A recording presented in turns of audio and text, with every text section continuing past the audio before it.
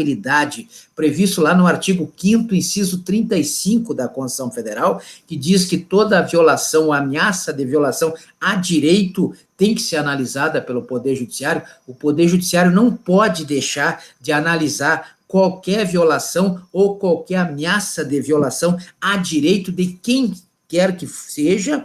Não pode, é o princípio da inafastabilidade, até porque a ação, antes disso, no artigo 5º, inciso 34, a linha A, nós temos lá um direito que é o direito de agir, é o direito de ação, é o direito de provocação do exercício da jurisdição, e a jurisdição é inerte, ela não faz nada, ela tem que ser provocada, né? Então, como é que se provoca? Através da ação, que é um direito fundamental previsto no artigo 5º, inciso 34, a linha A da Constituição Federal. E, por outro lado, no artigo 5º, inciso 35, o Poder Judiciário não pode deixar de apreciar qualquer lesão ou ameaça de lesão a direito de quem quer que seja, não é verdade? Então, nós temos aí o que prevê o artigo 5º, inciso 35 da Constituição Federal, o PJE, lá no parágrafo único do artigo 14, parágrafo único do artigo 14 da Lei 11.419, diz que tem que identificar como é que é agora? A prevenção, se já existe outro processo com esses elementos, as partes, o objeto e as partes, a causa e o objeto, as partes, a causa e o objeto é aquilo que vai se pedir, né? Na esfera civil, eu posso pedir a condenação a uma obrigação, ou obrigação de pagar por quantia certa, lá do artigo 824 do Código de Processo Civil, da Lei 13.105 de 2015, ou posso pedir, essa obrigação é genérica, pagar com dinheiro, né? Ou posso pedir uma obrigação específica, né? Lá do artigo 806, por exemplo, que é a obrigação de entregar a coisa incerta, 811, entregar a coisa certa, 815, obrigação de fazer alguma coisa, 822, obrigação de não fazer alguma coisa, isso previsto lá na Lei 13.105 de 2015, isso quando for na esfera civil. Então, o objeto na esfera civil, os objetos podem ser esses, os pedidos mediatos e imediatos, né, pode girar em torno dessas obrigações. E no criminal, eu vou pedir uma condenação ao quê? A uma pena, se ele for imputável, o réu, o acusado for imputável, né, uma pena privativa de liberdade, uma pena restritiva de direito do artigo 44, lá do Código Penal, uma pena de multa do artigo 49 do Código Penal, né? Então, nós temos aí do artigo 40, do artigo 33 até o artigo 49, nós temos as 3 formas de pena para os imputáveis, né? Se ele for inimputável nos termos do artigo 26 do Código Penal, não tiver consciência do que estiver fazendo, for meio complicado da cabeça, aí ele vai sofrer medida de segurança do artigo 96 do Código Penal e do artigo 175 da Lei 7.210 de 84. E se ele for menor de idade, nos termos do artigo 228 da Constituição Federal, artigo 228 da Constituição Federal, ele vai sofrer, se for adolescente, logicamente, que criança não, criança só sofre a proteção integral do artigo 101 da Lei 8.069. Agora, se ele for adolescente, ele vai sofrer aquelas medidas socioeducativas lá do artigo 112 até o 121, lá do ECA, da Lei 8.069 de 90, né? Esses são os objetos na esfera criminal. Na esfera civil, é obrigação de pagar ou de cumprir qualquer obrigação específica de não fazer, ou de entregar coisa certa, etc, etc. E no criminal é a pena, ou é uma medida de segurança, ou é medida socioeducativa, lá do artigo 112 seguintes da Lei 8.069. Né? Então, nós temos aí 3 partes bem definidas. As partes, 3 elementos.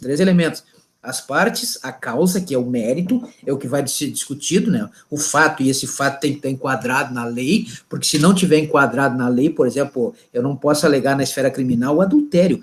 Já foi crime do artigo 240 do Código Penal, mas a Lei 11.106 revogou o artigo 240, então hoje ninguém pode ser condenado, né? E naquela época foi uma correria, porque todos que tinham sido condenados por adultério foram automaticamente liberados, né? Pelo que prescreve o artigo 5º, inciso 40 da Constituição Federal, em que a lei penal, ela retroage para beneficiar o réu, né? Então, para beneficiar o réu, a lei penal vai retroagir. Quando saiu a lei 11.106, aí, pô, revogou o artigo 240, muito bem, libera todos os adúlteros aí. Então, o adultério hoje ele só tem influência para o divórcio, lá na lei civil, na lei penal não tem mais influência nenhuma. Então, a lei 6.015, no artigo 5º, ela traz lá o adultério, né? Nós temos como forma de extinção também o adultério, mas na esfera civil, na esfera criminal não tem mais influência nenhuma, ninguém mais pode ser preso, né, por cometer o adultério, que era crime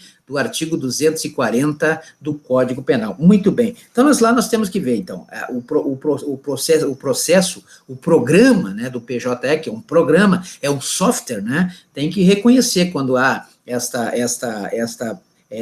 pendência, né? Na verdade, é uma previsão, prevenção, tem que ver também o caso que está lá, também nós temos aí o caso da litispendência. Litispendência, o que é litispendência? Litispendência é quando eu ajuizo uma ação cujas as partes, a causa e o objeto sejam iguais, e já tem uma ação lá, já tem uma ação que está correndo com as mesmas partes, né, o mesmo objeto e a mesma causa, na sequência, as mesmas partes, a mesma causa e os mesmos objetos, pode até ser diferente um pouquinho, mas envolve a mesma sistemática, por exemplo, uma ação que tem mesma causa, né, o mesmo mérito e o mesmo objeto, né, nós temos aí a litispendência. Então, o que vai acontecer? Essa segunda ação, se for no cível,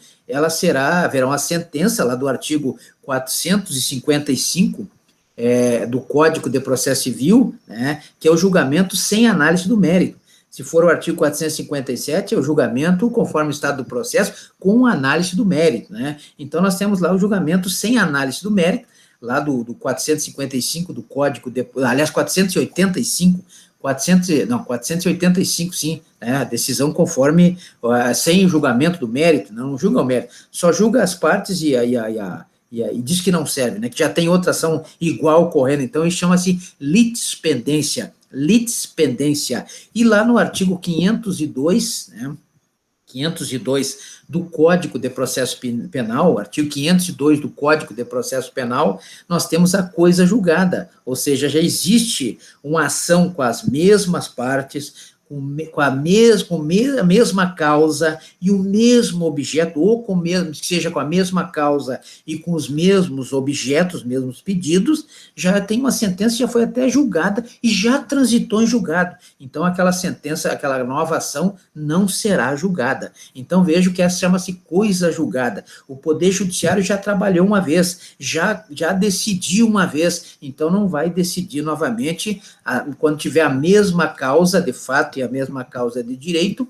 e tiver o mesmo objeto imediato, então não terá julgamento, essa segunda ação será, então, também julgada sem resolução do mérito, lá do artigo 485 da Lei 13.105, por ser coisa julgada. Só que agora o PJL se identifica de cara já, quando insere a petição lá, ele já diz, opa, essa aqui não, essa aqui já tem aqui, ela identifica, né, segundo previsão do artigo 14, parágrafo único da Lei 11.419, ela já identifica, então, os casos de prevenção, os casos de litispendência e o caso de coisa julgada. Então, prevenção, litispendência e coisa julgada, não é verdade? E uma lei nova, um entendimento novo não pode alterar a coisa julgada, também não pode alterar a litispendência, porque a litispendência está correndo, o processo está correndo, né? Coisa julgada já transitou em julgado, não cabe mais o princípio do duplo grau de jurisdição, a não ser naquele caso da ação rescisória do artigo 966 do Código Civil,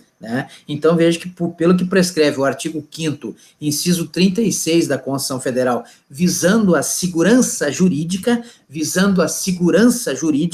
então, quando tem coisa julgada, a coisa julgada tem que ser respeitada, assim como o direito adquirido e o ato jurídico perfeito. Está previsto no artigo 6º da Lei 4.657, a Lei de Introdução às Normas do Direito Brasileiro, Lei 4.657, no artigo 6º, e também no artigo 5º, inciso 36 da Constituição Federal. Então, o artigo 5º, inciso 36 da Constituição Federal, nos traz aí que o direito adquirido, a coisa julgada, ela tem que ser respeitada. Então, não pode ter outro julgamento com a mesma causa de pedir, a mesma causa de direito, o mesmo objeto mediato, o mesmo objeto imediato, não é verdade? Então, não pode ter. Então, se já está julgado, está julgado. Não tem mais. Então, se tiver prevenção, vai para o juiz lá que determinou a medida cautelar primeira, né? A liminar primeira, né? Já é prevento. Quando ele dá liminar, a citação é válida, aquele juiz já se torna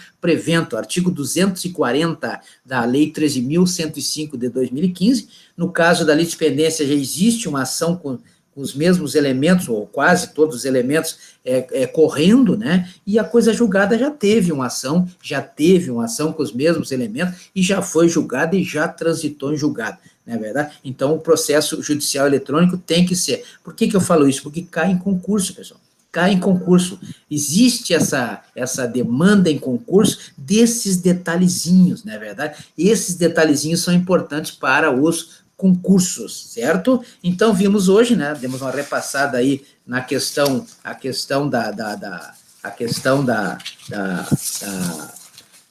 comunicação dos atos, né, a informatização do processo, o acesso ao processo, né, demanda assinatura e demanda o cadastro, né, então assinatura e cadastro são obrigatórios por lei, existe muita controvérsia, inclusive da DIN 3.880 da OAB, né, está no STF ainda, está sendo decidido, né, e temos aí uma série de outras questões aí que nós trataremos nas próximas aulas. Então, por hoje, muito obrigado, né, e até a próxima.